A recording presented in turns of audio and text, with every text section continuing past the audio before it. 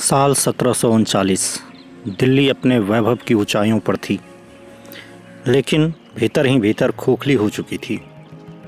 लाल किले के दीवान खास में जश्न की महफिल सजी हुई थी, जहां मोहम्मद शाह रंगीला संगीत और नृत्य में डूबा हुआ था।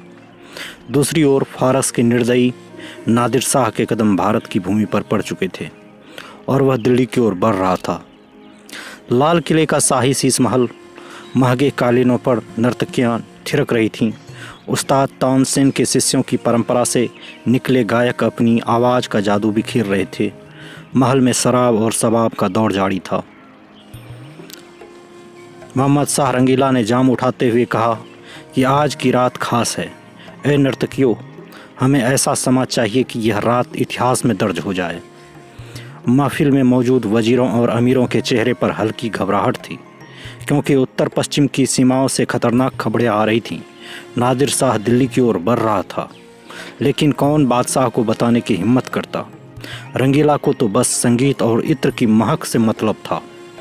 नादिर शाह एक योद्धा जिसने फारस में सत्ता पाई थी और अब अपनी भूख मिटाने के लिए भारत की ओर बढ़ रहा था।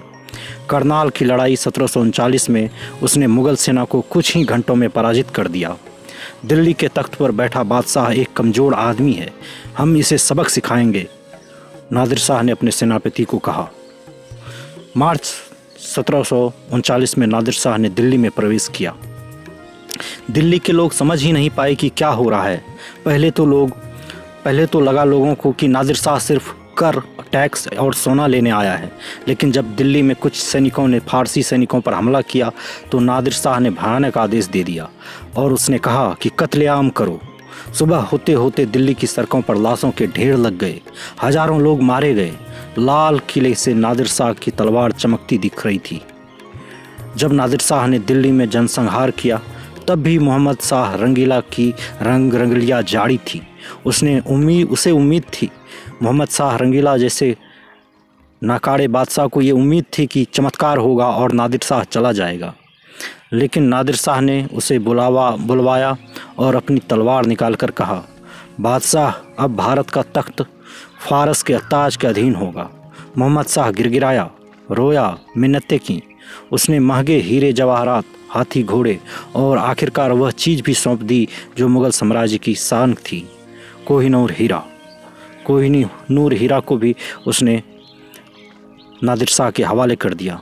इसके साथ ही दिल्ली की शान और सम्मान नादिर शाह के साथ फारस चला गया। दिल्ली बर्बाद हो चुकी थी। नादिर शाह ने इतना लूट लिया था कि पूरे फारस में अगले 3 साल तक कोई कर, कोई टैक्स नहीं लगाया गया। मोहम्मद शाह रंगीला अपनी अय्यासियों में ही डूबा रहा। उसने सत्ता में लौटने के बाद भी कोई सुधार नहीं किया। 1748 में उसकी मृत्यु हो गई, लेकिन तब तक मुग़ल साम्राज्य बस नाम का रह गया।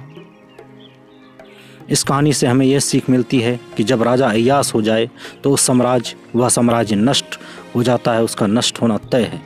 वीरता और साहस के बिना सत्ता नहीं टिकती।